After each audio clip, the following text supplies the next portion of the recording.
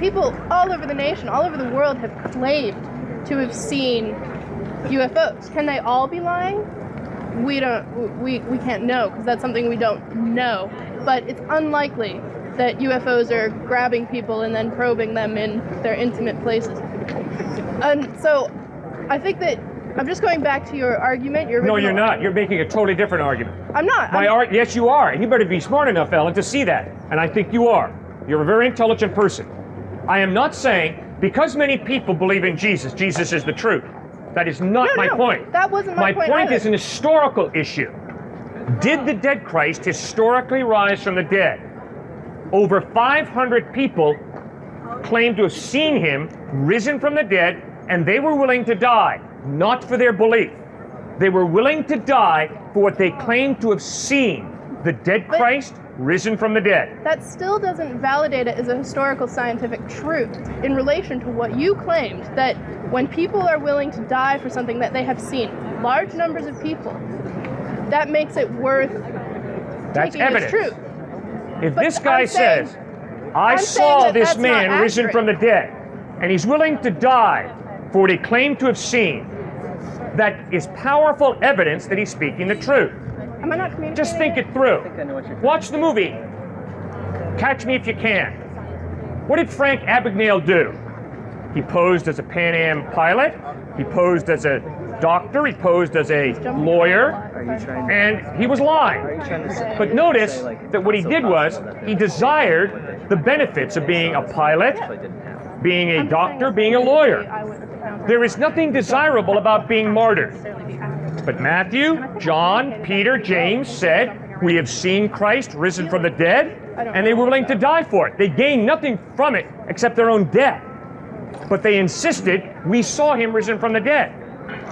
That is a powerful piece of evidence that indeed Jesus rose from the dead. What I'm saying is very much based in the scientific truth. And I know that you're saying we're talking history, but when people look back on our time, they will say, yes, there is a history of people claiming they have seen UFOs, that there is a history of that. But you're also extrapolating it to mean that there is truth in that, therefore we believe in the resurrection of Christ. And I'm saying that you can't necessarily draw the conclusion between historical fact and what you would base your life ideology on. All right, Don. I apologize for miscommunicating. I'm going to try one more time with you. I don't think you have not gotten my point. Saying. You've still missed my point, and I'm beginning to wonder what's going on. My point is not that people don't lie about what they see. They do lie about what they see at times. But just because a person lies about what they see doesn't mean that eyewitness testimony is invalid. Second point. Eyewitnesses who saw Christ risen from the dead, if anybody says, I saw something, and they're willing to die holding tightly to the claim, I saw this, that gives tremendous credibility. No, it doesn't. Absolutely, no, yes. No, it doesn't. It gives no credibility. You and I part company there. If this guy says, I saw something, and I'm willing to die for the truth that I saw it, that lends great credibility to his claim. No, it doesn't. Just look at Watergate. Dean, Ehrlichman, and Haldeman, three brilliant American lawyers, were not willing to go through too much pain in prison to cover up what they knew to be a lie. The Watergate scandal.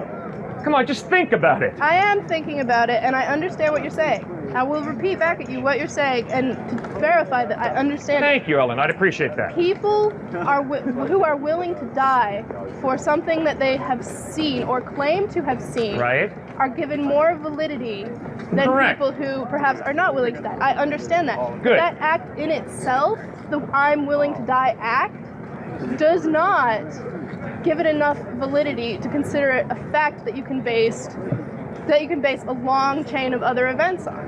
Like religion. Yes, there are people who believe that Christ was resurrected, and that's fine. But we can't state that as a scientific fact just based on eyewitness testimony, no matter how much they're willing to die for it. There are people who are willing to die because they won't get chemotherapy, because they truly think that homeopathy will work. Ellen, you are misdefining science and history very clearly. No. Man, you cannot scientifically prove to me that Napoleon... I am addressing exactly what you've said. Okay. Here's your breakdown in your thinking. Your breakdown is You always go back to science. Man, you cannot prove anything historically by science. Why? Because science is based on repeating an experiment. If you can't repeat an experiment scientifically, it is not scientific truth. It is impossible to repeat the Battle of Waterloo, the Civil War, the Gettysburg Address, the assassination of Abraham Lincoln, the I Have a Dream speech by Dr. Martin Luther King. It's impossible to repeat those events. But Historical knowledge is different from scientific knowledge. Historical knowledge is based on the trustworthiness of eyewitness testimony. Not necessarily. Scientific knowledge is based on the repeatability of an experiment. We have the death mask of Winston Churchill. We saw the body of Abraham Lincoln when he had a bullet in his head. We have these scientific facts that are then considered to be historical facts. I'm not saying that history and science are exactly the same. I'm just saying that I assume you're going to continue to make claims about belief in God and whether or not you believe that's scientifically provable. Therefore, I'm trying to go back to your original resurrection point and say, and perhaps get you to acknowledge that it is not scientific fact. Man, I just told you. Okay, nothing from history can be scientifically proven. It's I just impossible. said that it can. Nothing. Yes, it can. You cannot scientifically prove that John Wilkes Booth is the guy who fired the gun that killed Abraham Lincoln. Yes, we can. You cannot prove to me scientifically that Abraham Lincoln was assassinated in Ford Theater. Yes, yes, no, you cannot. That's not a scientific proof. There was proof. blood all over his wife and all over the booth that they were in. Well, so maybe somebody threw the blood on him out of a can. Ellen? What the heck are you talking about, man? This is ridiculous now. No, Ellen, your thinking is ridiculous because you refuse to distinguish between scientific knowledge and historical knowledge. No, I do say and there is a fundamental difference between scientific knowledge and historical knowledge. And if you aren't willing to admit that, you're going to be in trouble academically. Also, there's experimental science and there's like exploratory and like discovery science. They're very different things. I think that you have this idea that science is only the scientific method when not all science can be subjected to the scientific method. Then it's not science. Point. That's a different point. If you cannot repeat it in Calcutta, India, in London, England, as well as in Lansing, Michigan, it's not a scientific fact. But there's more of a probability that it did not, right?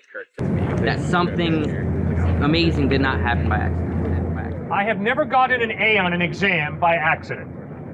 I have never made a basketball team by accident. I made the basketball team in college because I had an ability to put a ball through a hoop 10 feet above the ground on a pretty consistent basis. And I got A's in school because I studied and I understood the order and design of history, science, poetry, mathematics. That's why I got good grades. I flunked exams and I didn't make the starting lineup in my basketball team because I did not have the ability to bring order out of chaos by chance. I couldn't even bring order with my intelligent mind at times. So my own experience of life tells me it takes a lot of work to bring order out of chaos. It takes an intelligent mind. Because we live in a social order. No. Yes. No. We don't live in a social existence. Sir, my ability to put a basketball through a hoop 10 feet above the ground has nothing to do with you loving, hating me, or being my friend or not my friend. But it has to do with me having the physical coordination to throw a basketball through a hoop. And I either have that coordination or I don't. Okay. And I can promise you, people don't make the Michigan State basketball team by accident. And if they do make it by accident, you guys are going to lose every game this coming year. You know very well that the men who make the men's basketball team with Coach Izzo are very coordinated. And they can bring order out of chaos. They can take a ball from 20 feet out, shoot it, and the thing goes swish. That's why they make the team. They don't make the team because they sit out at half court and lob it, and by accident it starts going in. It's not the way life goes, guys. Because order and design come about as a result of an intelligent mind working hard to bring it about. So you've got something far more complex in this universe than putting a ball through a hoop. You've got laws of nature that are incredibly sophisticated. It's far more reasonable to believe there's an intelligent mind behind it all than to believe it's a cosmic accident. If I'm going to interject for a second, what you're doing is you're going back and you're saying, okay, well, whether you believe in evolution or not, something obviously started it. You're making a design argument. I get that. But what it seems to me that you're doing, and most people do with design arguments, is there's something that they can't, like that we as humans can't wrap our minds around. How did we get here? How did where we live get here? And I'm talking like from the beginning of the existence. I'm not talking about me standing here right now. Right. And the point that everybody seems to come to that makes a design argument is, well, I can't figure it out. God must have done it. I'm not saying I have the answer when I say I think that, the Big Bang Theory is a little bit more probable. I'm not saying that's correct. I'm not saying that's what happened. I'm saying it seems a little bit more probable because there are tests that can be done and there's evidence that can be used to illustrate that that is a possibility, minute as it may be. Where people that make design arguments, they don't want to accept the fact that, well, I don't really know. So clearly these, teachings by man are what must have obviously caused it. Like, maybe I'm putting words in your mouth, I don't know, but that seems to be what happens in most design arguments. Sorry to hear that. My whole point is, you are making a fundamental, rational mistake. Here's what it is. You are reducing truth to scientific truth. I accept scientific truth, but I also accept philosophical truth. Philosophical truth comes about by man, which is all an interlocking of electrical systems going off, creating stimulus, and it's just an interaction between beings that create thought processes, and then we put those thought processes down on paper, and we take those thought processes and try to apply them to what makes the grass green. And we've come to the point, like thunder and lightning, we've gone from believing that there's God's form for it, but now we know what causes it. What I believe religion is looking to man. It's looking upon man to describe why these things are about, instead of looking at nature and what there actually is to describe it. Can I ask you a question? Science is a study of process, how things happen. It's a great study. Modern science was begun by followers of Christ. Johann Kepler, the father of modern astronomy, as he peers out into the stars at night, exclaims, "Oh God, I am thinking your thoughts after you." The design argument is simply the same thing Kepler was doing when he was saying, I don't know what this is, clearly it was God. That's what design is. Kepler and the things that he did that with, eventually, that became wrong, and we figured out what caused those things. The design argument is not a scientific argument. It's a philosophical argument. It's a philosophical argument that asks the question, is it more reasonable to believe that there's an intelligent mind behind design and order, or is it more intelligent and rational to believe that design and order are the result of chance? That is not a scientific question. That is a philosophical question. Right. I am open to using science to find truth, but I'm also open to using philosophy to discover truth. The question, is there an intelligent mind behind the universe or not, is not a scientific question. It is a philosophical question. Don't mix the two, please. That is why it is impossible for science to disprove God's existence. In the same way, it's impossible for science to prove God exists. Science is a simple study of process. How does the organism work? Philosophy, theology, asks the question, behind the process, however well we understand the process or not, be it thunder, lightning, be it genetic mutation, whatever, the philosophical question is it more intelligent to believe that there's an intelligent mind behind the process, or is it more reasonable to believe there's no intelligent mind behind the process? It's just a chance occurrence. I'm not disputing anything that you just said. Good. Truthfully, I'm not. Because everything every point I made about Kepler, and Kepler saying, I don't understand this, therefore God did it, that's not a scientific process. He's not saying that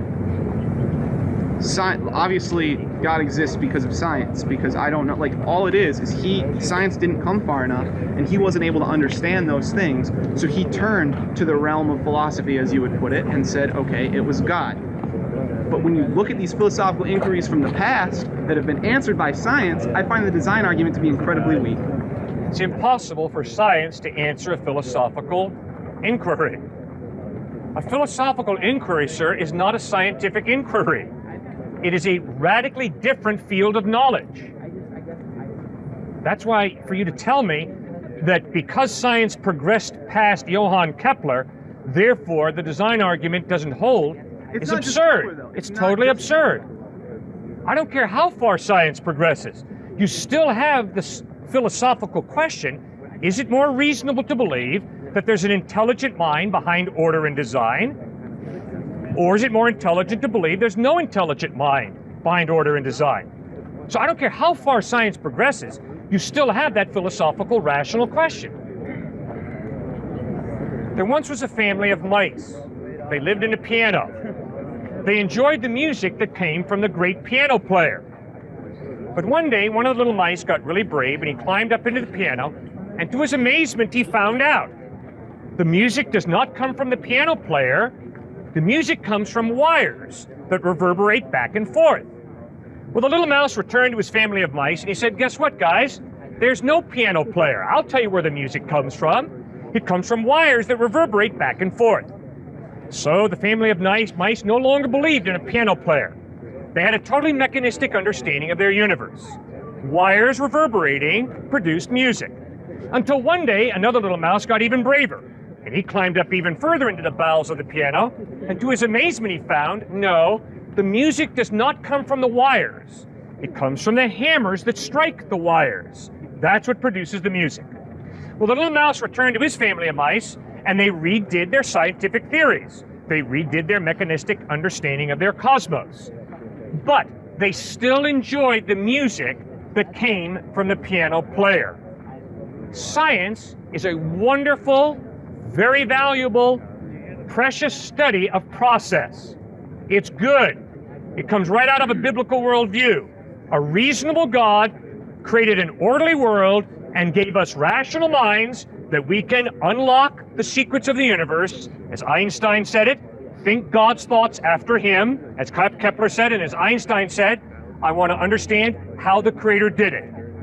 So science is great, but the question still remains, is it not more reasonable to believe that there's an intelligent mind behind the process? And I think the answer is obviously yes, but we all have to answer for ourselves, obviously. But I'm pleading with you guys, come on. Designer comes from design. You see design, you push it back far enough, you meet a designer. Now, Jesus Christ claimed to be revealing this designer in human terms, in a way that you and I, with our limited finite minds, can begin to understand.